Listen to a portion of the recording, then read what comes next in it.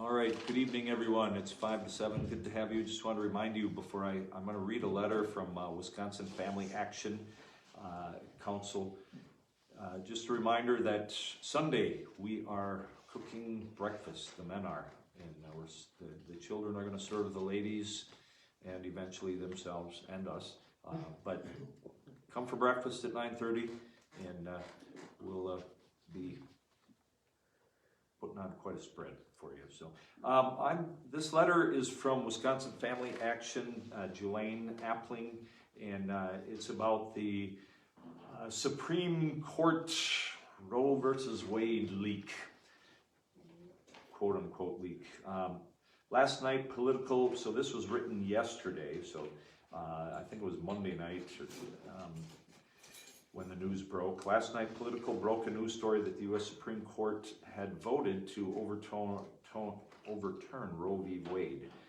The story linked to a draft opinion ostensibly written by Justice Alito and leaked by an unnamed source. The headline reads, "Supreme Court has voted to overturn abortion rights, but this draft is not the final opinion nor a final vote by the justices.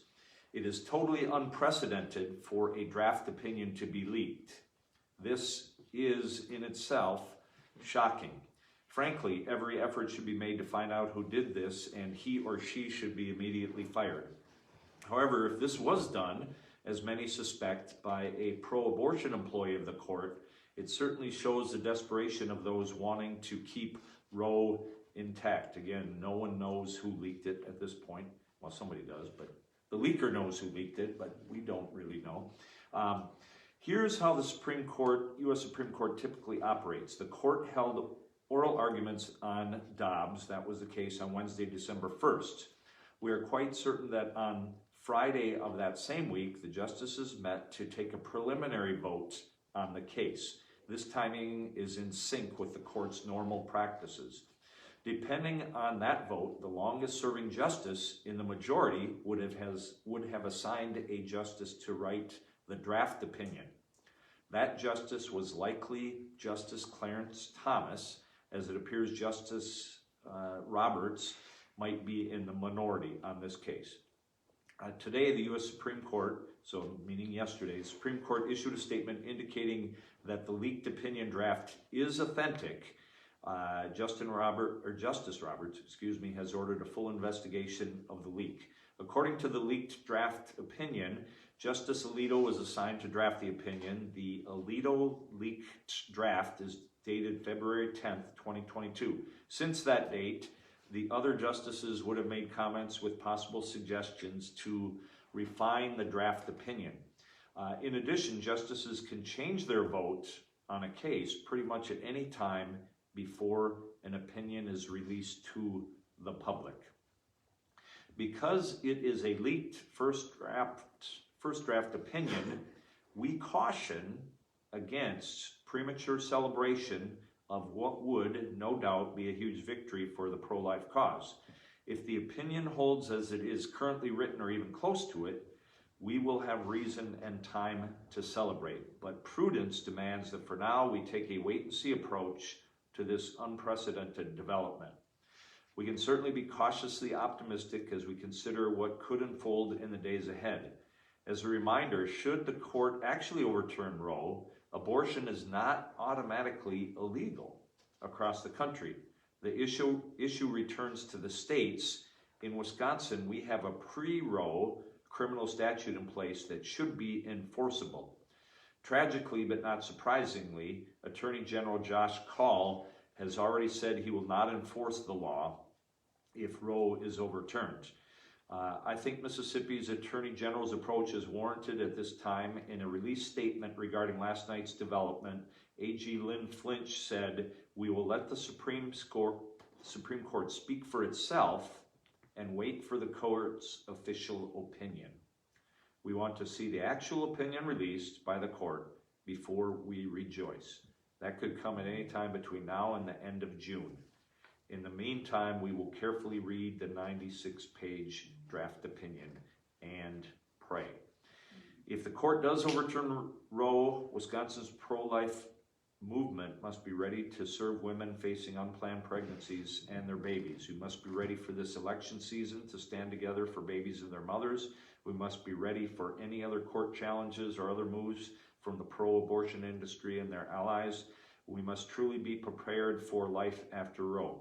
How exciting it is to be able to even think about a post-Roe Wisconsin and America. Stay tuned, stay in prayer, and stay encouraged. So just to, obviously it's good news. It's, the unprecedented aspect of it being leaked is, who did it? What was their motive? Some of those things we may not know. It's causing a stir, and that's probably what the intent was.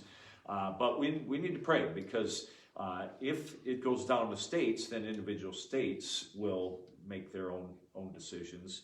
And even as Julaine pointed out, our state has a anti-abortion bill in place, but if it's not enforced, then what will it do? So just wanted to bring that to your attention. I'm sure you know that, kind of been paying attention to it, but don't overly celebrate.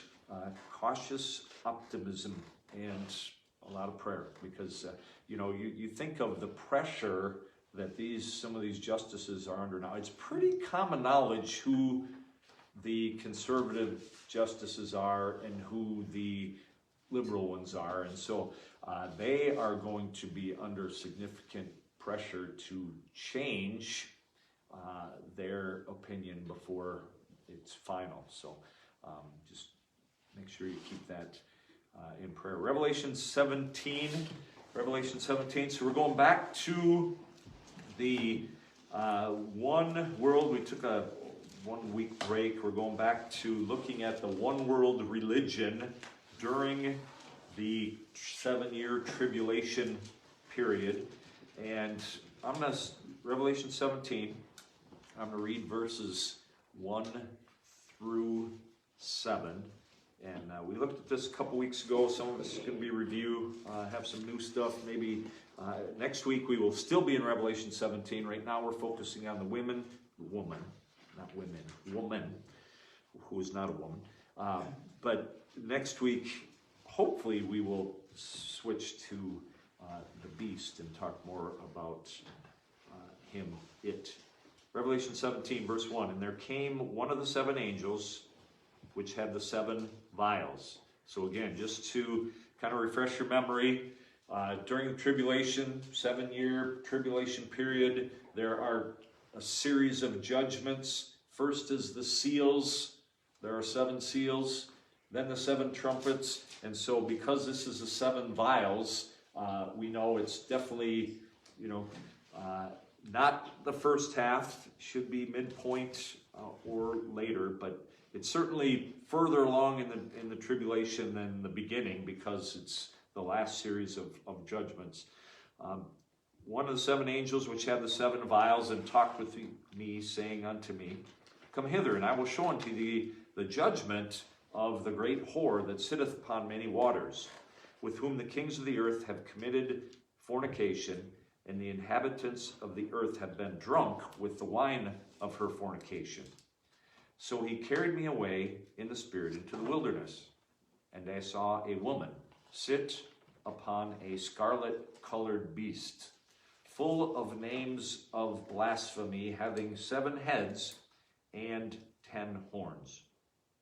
And the woman was arrayed in purple and scarlet color, and decked with gold and precious stones and pearls, having a golden cup in her hand, full of abominations and filthiness of her fornication. And upon her forehead was a name written, Mystery, Babylon the Great, the mother of harlots and the abominations of the earth. And I saw the woman drunken with the blood of the saints and with the blood of the martyrs of Jesus. And when I saw her, I wondered with great admiration. And the angel said unto me, Wherefore didst thou marvel? I will tell thee the mystery of the woman and of the beast that carrieth her, which hath 7 heads and 10 horns. So, read through these 7 verses like I just did, and we have the word religion and religious and worship a grand total of 0 times. We didn't read anything about that. So why is it that it is suggested and commonly held interpretation that this is referring to a religious system?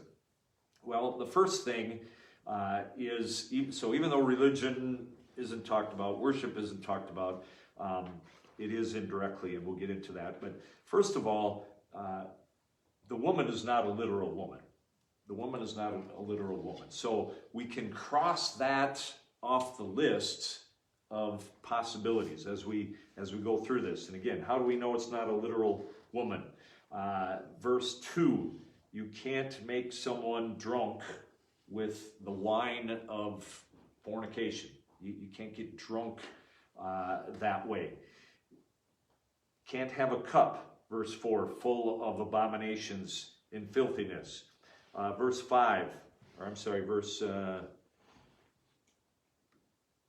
6, you can't be drunk with the blood of people. That's gross, but you can't be. Verse 15, and he saith unto me, the waters which thou sawest, where the whore sitteth, are peoples and multitudes and nations and tongues. A literal woman cannot sit on nations. And then verse 18 plainly says, and the woman which thou sawest is that great city. It's interesting. You don't need to turn there. Revelation 21, verse 2, and I, John, saw the holy city, New Jerusalem. So isn't it interesting here that the woman, the whore, is sitting on a city? It's like anything that God does, Satan counterfeits, and is a great city. God sends a great city out of heaven for his people. So we know it's not a literal woman. So that leaves the door, obviously, open for it being something other than a woman. Verse 7. And the angel said unto me, wherefore didst thou marvel? I will tell thee the mystery of the woman. Most times in the New Testament, when the word mystery is used, it is to indicate something that is being revealed that hadn't been revealed before. So a mystery, I'm about to tell you a mystery. Behold, I show you a mystery. We shall not all sleep. We shall all be changed. The way it's used in the New Testament, a lot of times it's to introduce, okay, if you study the Old Testament, you can't find this. This is new information. This is new revelation. And so that's what's happening here. I'm gonna let you know what this woman is. And so we know it's not a literal woman. Why is it a religious system? Why do we think it's a religious system? Because of the names given to this woman, the names and the actions. In verse 1 and verse 15 and verse 16, she is called a whore. Each one of those places. Verse number 5, she's called the mother of harlots.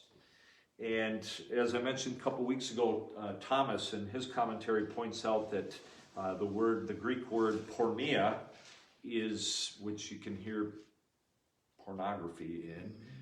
The Greek word porneia is used 7 times in this chapter referring to this system.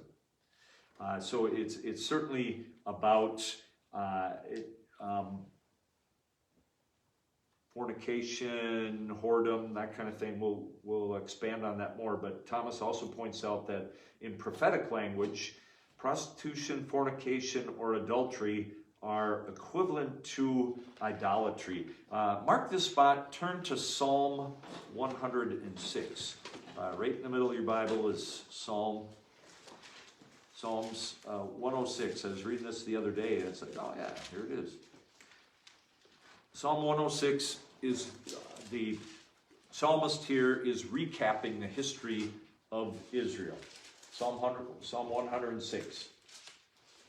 Did you hear me, Mac? Yeah. Psalm 106? Yeah. Okay. So Psalm 106 verse 34 says they did not destroy. So it's talking about, here's a recap of God's people. They did not destroy the nations concerning whom the Lord commanded them.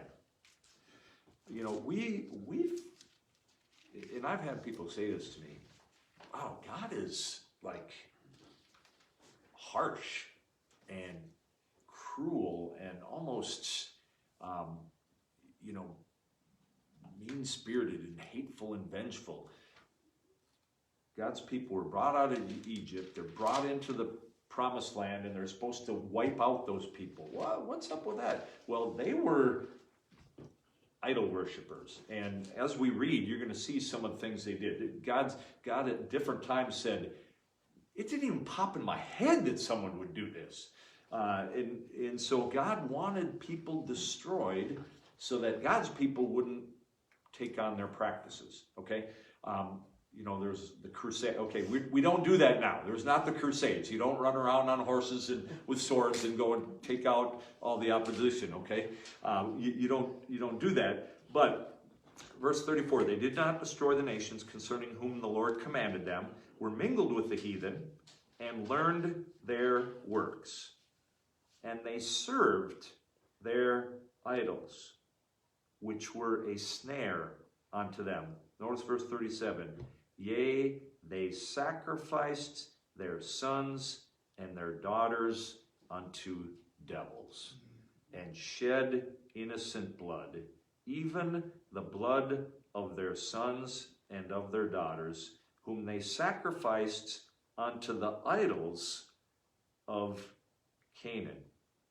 And the land was polluted with blood. Louise, I think at the ark, don't they? Go ahead. Say, when you go to the ark, and this time Graham was old enough, and he did not like going through that part. I mean, we did like quickly go through it because it's very graphic how those people, they had big pyramids, and they would take the children up and offer them to Moloch, the hot molten hands, and they'd lay the baby, it's just a very graphic display, and it bothered Graham immensely. So it talks about the blood of their son. In other places it talks about passing the children through the fire is the language that's used. And so here's God's people who are supposed to be different are now following the practices of these heathen people. And they're just horrific things to innocent babies to appease these gods, which of course are not gods.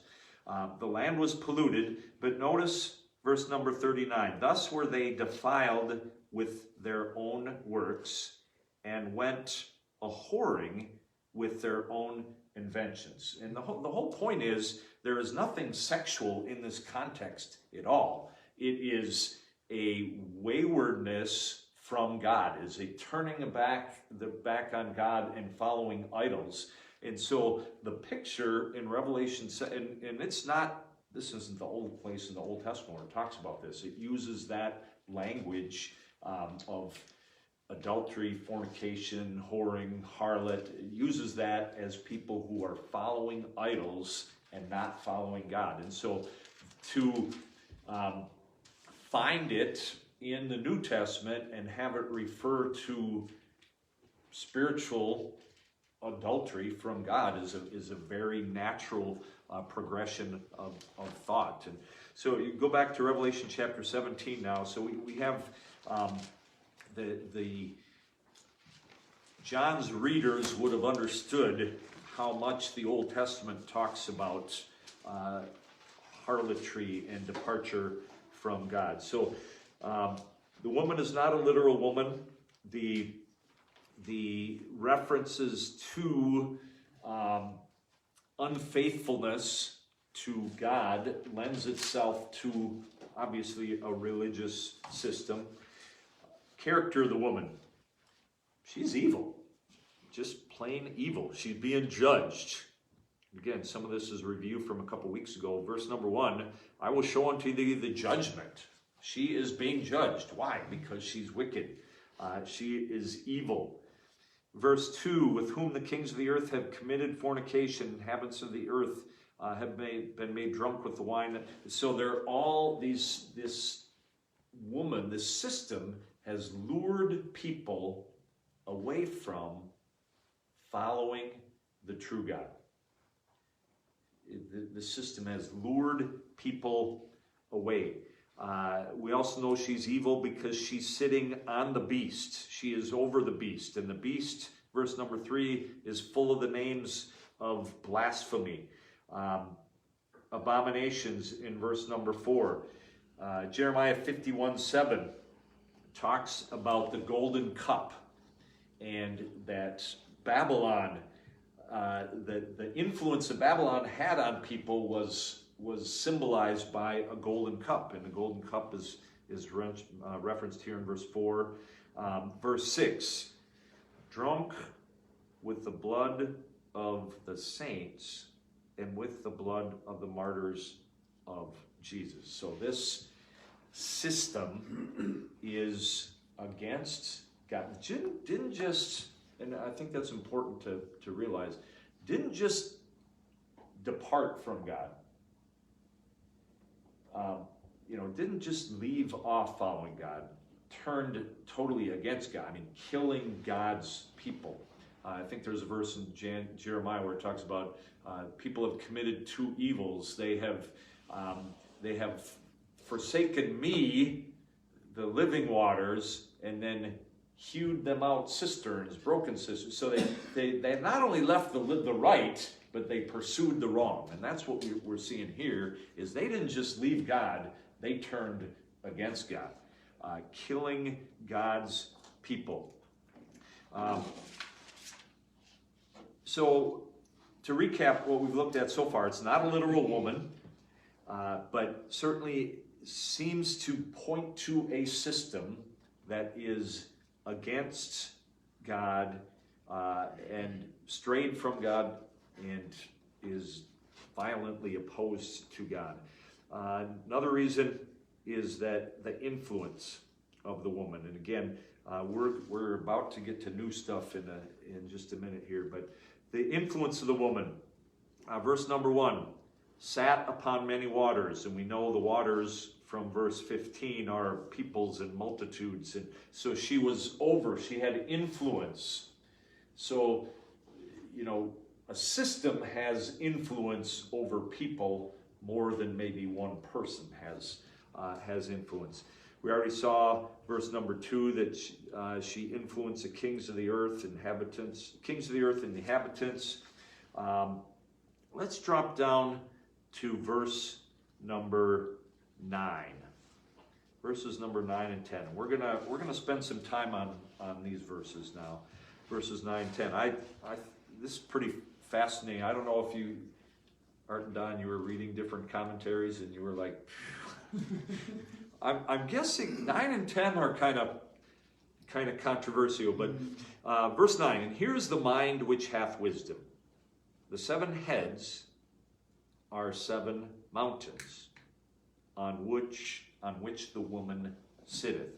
So we have the woman sitting on many waters, we have the woman sitting on beast, we have the women sitting on 7 mountains, and I think there was another place we have the woman being a great city.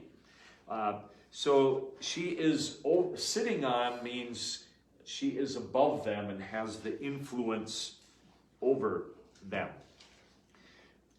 So verse number 9, what are the 7 heads? The 7 heads are 7 mountains on which the woman sits, or the woman has influence. There's an older view that the 7 mountains represent what? Anybody have a study Bible or Well, something? it says they are also 7 kings. In verse 10, yep. No, Yep. mine is 9. 9 it says that? 9, it says, here's the mind that hath wisdom. You're a heretic. You got some weird translation. No, I'm just, which one do you have? The GNB. Geneva? Mm-hmm. Okay. So it has kings in verse 9? Yeah, it says, here's the mind that hath wisdom. The 7 heads are 7 mountains, whereon the woman sitteth. They are also 7 kings. But it says that in verse 9, not 10. Yeah. Not verse 10. Okay. Because verse 10 talks about 7 Yeah. kings. Okay. Anybody else? Study Bible, something that, what are the 7 mountains or hills sometimes referred to? Nations, okay, yep. Anybody ever hear it referred to as Rome? Anybody? Rome, did you just Rome, No. okay. That's an older common view. Rome was a city on 7 hills, but the 7 mountains, 7 heads or 7 mountains, the nation view, because of how it ties into verse 10, makes the most sense. Okay, so we saw in Daniel that mountains were symbolic of kingdoms. That's not an unusual thing. It's a couple times in Daniel where mountains were symbolic of a ruler. And so we have the 7 heads are 7 mountains. And who do the heads belong to? Who do the kings belong to? The mountains or the kings? Who they belong to?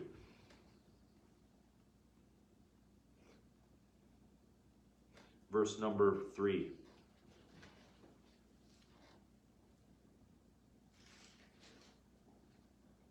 They belong to the beast. The 7 kingdoms are not the kingdoms of the woman, they're the kingdoms of the beast. I'm going to clear this up, I promise. Okay. Can I say something? The next verse, to me, kind of explains it. 5 are fallen, so that would mean 5 of those were kingdoms before, but they fell. And 1 is, which is probably the one operating at that time Wow. in the tribulation, and another is not yet come, which that one will be the Antichrist, and when he I told you cometh, she's a smart woman. and when he cometh, he must continue a short space, which he gets to reign for that. Right. I mean, in the scope of world kingdoms, 3.5 year period of world dominance is not very long. So let's go through that. 5, verse number 10. There are 7 kings. So I guess the point I'm trying to make, and it depends on which commentaries you read and different things, but the 7, we know from verse number 9, 7 heads are 7 mountains. Because it plainly says that. Go ahead.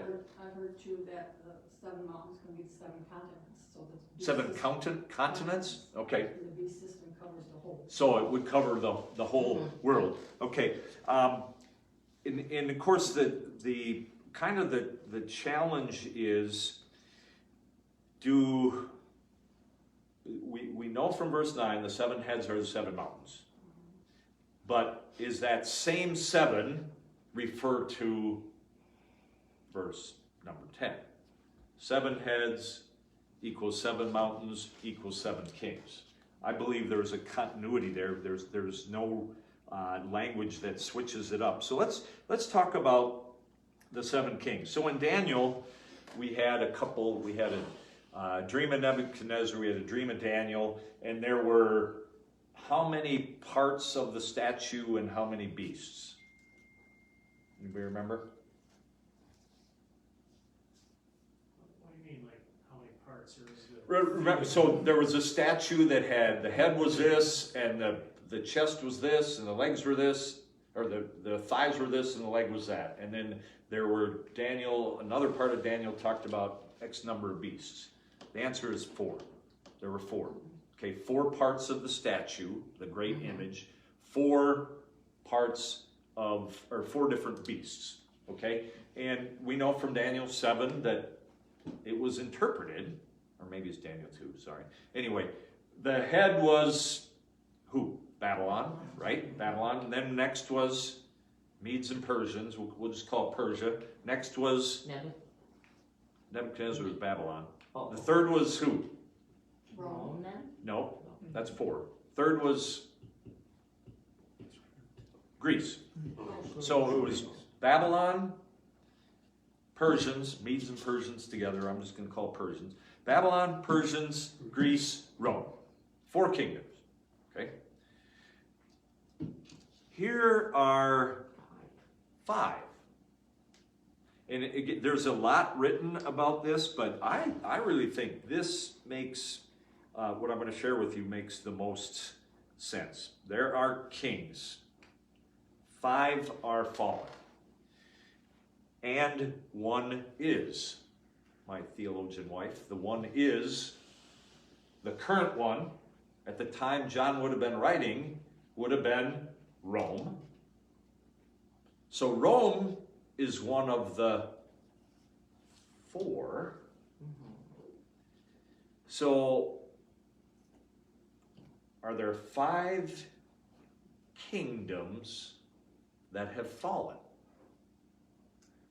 Well, we know of 3, Babylon, Medes and Persians, and Greece, right? That's 3. 3 have fallen. Anybody remember a kingdom that was way back when God's people left from there? Egypt. Egypt. Egypt was a fallen kingdom. Okay? So we got Egypt, we got Babylon, we got the Medes and the Persians, and we got Greece. That's 4. Is there a 5th? There is a 5th. Like, okay, Pastor, this is fun. You've studied this and you expect us to know it. So I'm going to help you think through this. Nebuchadnezzar, Babylon, carried away all of Israel or part of it? Remember? Trying I to took it all. Huh? I don't think he took it all. Part of it. Part of it. So, because remember, the kingdom divided. The kingdom was all 12 tribes under Saul, David, Solomon, and then that was it. They split under Rehoboam, Solomon's son. So the first king was Saul, second king David, third king Solomon. After that was Rehoboam. Under Rehoboam, the kingdom, the 12 tribes split into 10 and 2, right? 10 and 2. It wasn't a very good, not an even split. 10 and 2. One was called the Northern Kingdom. 10. One was the Southern Kingdom. 2 was referred, the Northern Kingdom would be called Israel. Southern Kingdom would be called Judah. So Nebuchadnezzar took away the Southern Kingdom, the last 2 tribes. But there was another world power that took away the Northern Kingdom earlier. Assyria. Nineveh. You ever hear of Nineveh? Jonah preaches to Nineveh was a wicked city. Nineveh was the capital of Assyria. They were going to be destroyed. They repented. They bought themselves some time. But there are 2 very distinct times when enemies came into God's people and took them off into captivity. One was Assyria, the northern kingdom, And you, if you read Jeremiah, you read Ezekiel, you know, the warnings are, look what God did to your sisters. Look what God did to the northern kingdom. He's going to do the same to you. He's going to do the same to you. He's going to do the same to you. He did the same to them. So here's the 5 that are fallen. And think of, here's a world religious system that is over nations who hated God's people. Egypt didn't want to let them go. Assyria carted them off. Babylon carted off the other part. Medes and Persians followed them. Greece followed them. So that's your 5 kings that are fallen. The one that is, as Louise pointed out, when John wrote this, Rome was in power. When Jesus was on earth, Rome was in power. Rome was in power. That's the one that is. And the other is not yet come. And I think Louise hit it on the head. The one that's not yet come is the Antichrist. His kingdom has not come yet. And so 7 heads are the 7 world powers, 7 kings. 5 are fallen. One is, right now, Rome. The other is not yet come. And look at verse number 11. And the beast that was and is not, even he is the 8th and is of the 7 and goeth into perdition. So we know the beast is the Antichrist. He's going into perdition. So what is this 8, 7? See if we could wrap our arms around that, brains around that, and then we'll be done here. So we got the 5 that are fallen, right? With me so far? The 5 that are fallen, we talked about those. The one that is Rome at that time. The one that is yet to come is the Antichrist. He is going to come from the 7th. He is the 8th, which is of the 7. Of the 7. Yes? Did you say in another lesson that he breaks 5 of the kings, he kind of breaks away? He's part of the 7th, but he breaks away and they let him. Well, actually, so there's 10. So in the revived Roman Empire, there are 10. He is the 11th and overtakes 3 of them. Okay, so the 7th, I guess think of it this way, the 7th kingdom is the one that's yet to come.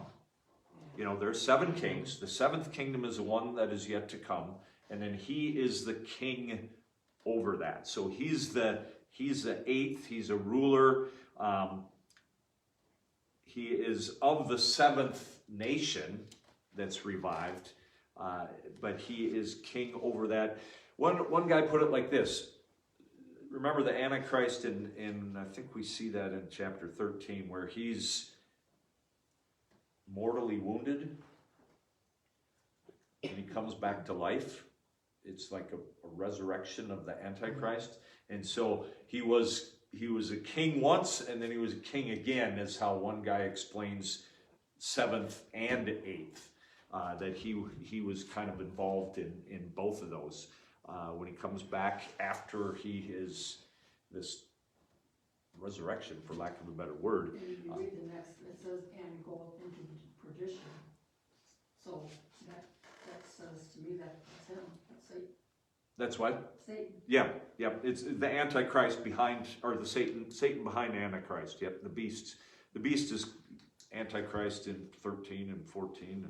And so the beast that was and is not, he's the 8th and is of the 7th. So he is from the 7th nation or 7th world power, because that is the one that is to come, referred to in verse number 10. Isn't there Rome Right, yep. So if you think of the image of this, the statue, it was the revived Roman Empire, and it's the 10 toes and the 10 toes together, and they were part clay and part iron, and so they were strong, but they didn't stick. They were strong, powerful, but they didn't stick together, and the Antichrist got power over them. Verse 10. Or verse number 12, the 10 horns which thou sawest are 10 kings. They have received no kingdom as yet. So I know that may have been a little confusing, but I really think verse 10, the 5 are fallen, to look at those 5 world powers that have been against God's people, and those are historical peoples that you can look back on. That's really the best explanation for verse number 10. 7 kings, 5 are fallen. Their history, one is Rome was at that time. Rome is gone now, but they will be revived and become the next one, and then Satan will come out of that. So he's from the 7th, but really becomes the 8th because he becomes the head over the 7th. If that makes any sense. Yes? Because it's going to be a revived Roman Empire. Right now everybody's, gets all in fits about China and all these other countries, and they really aren't gonna, they won't be really part of this because it's a revived Roman Empire, so China's not part of that. Well, but we know China is at the Battle of Armageddon. We know the kings of the East are assembled so they are involved. So they may be part of the 10 smaller. Because I guess, it talks about, we know from Daniel the revived Roman Empire is there. 10 horns, is it the same 10? We'll study that out a little bit more. But I totally understand what you're saying. To think that China, as big as they are, do not fit into this world system when they are as anti-God. The state religion and the state government are, and there's Christians obviously in China, there's Christians all over the world, but by and large they are going to be under this system. So good question. Anyone else?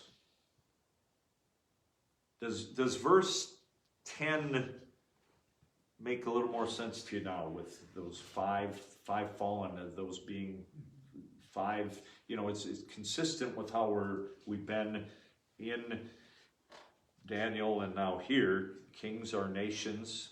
Kings represent nations, and to see the 5 that are fallen as already gone, and it's not grasping for straws. It is 5 legitimate nations that have persecuted God's people, well documented in history that they had done that. So,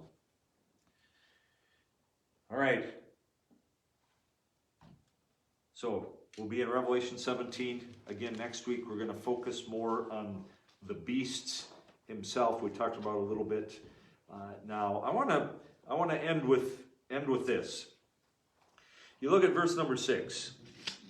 The woman is drunk with the blood of saints. So God's people are being killed. And yet the winner is God. Because the beast goes into perdition. It says that a couple times in this chapter. There's a battle, verse 14, these shall make war with the Lamb. The Lamb shall overcome them. The Lamb wins. The 10 horns, verse number 16, which thou sawest on the beasts, these shall hate the whore, and shall make her desolate. So the beasts will turn the the woman is sitting on the beast. The religious system is ruling over the beast. The beast turns on her, destroys her, and it says in verse 17, because that's what God wanted to happen. God hath put in their hearts. So here's the Antichrist's minions, kings, that God puts in their heart to do what he wants them to do, and they do what he wants them to do. God wins. God is supreme.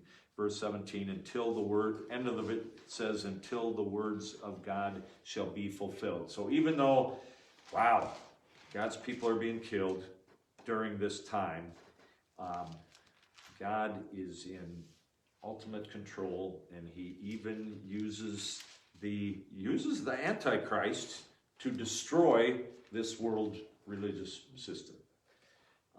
God is in control, make no question about it. God is in control, and we need to make sure, as verse 8 says, we need to make sure our names are written in the book of life, because if not, we will be part of chapter 13 talks about taking the mark of the beast, but opportunity to have our names written in the book of life. Yeah. You also used Nebuchadnezzar to do Right. what he did, Yep. to take the people out. Yep. Nebuchadnezzar was, that was a 70 Babylonian years. empire. Yep. Yes. Yep. So he had a plan. And God, you explained it to us. All right. Ron, you want to close in prayer, please? Heavenly Father, we thank you for the ability to come here and learn more of your word. It's not hard, but it's just a little confusing to us. And the pastor's doing a great job to straighten this out and get us to the point where we will be able to understand it. And like you said in number 17, your words will be fulfilled. Mm-hmm. And we know that the outcome is going to be that you win. And we thank you for that, Lord. But we also thank you for having the ability to come here and learn all of this. And when I first read this, I passed over it and didn't understand any of it. Now it makes more sense. And we thank you for that, Lord. And we thank you for this day. And we pray in Jesus' name that we'll be able to come back again next Wednesday. Amen. Amen. Good night, everybody. Thanks for joining us online. Have a good night. What time do I pick the children? I usually pick